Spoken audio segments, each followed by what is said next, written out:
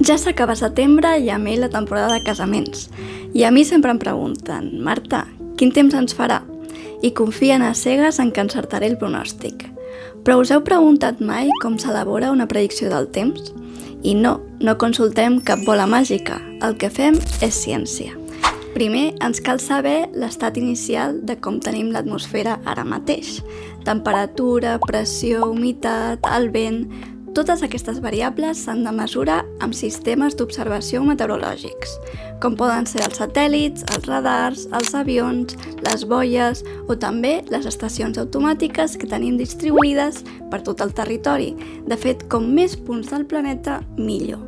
I tota aquesta informació la fem passar a través d'uns supercomputadors que tenen models numèrics, que són un conjunt d'equacions físiques i matemàtiques que intenten descriure l'atmosfera. I amb totes aquestes dades i tots aquests models us preguntaríeu per què no encertem el temps? Doncs per diversos motius, però sobretot perquè l'atmosfera és caòtica i també perquè els models descriuen la realitat amb unes característiques diferents. De fet, podem tenir un model que ens digui que demà plourà a la Garrotxa, mentre que un altre ens dirà que plourà més cap a l'Empordà.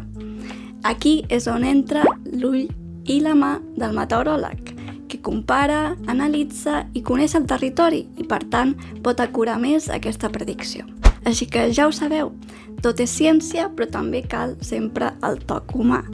I si voleu saber si plourà demà o el dia del vostre casament, estigueu atents a la meva compte d'Instagram. Adeu!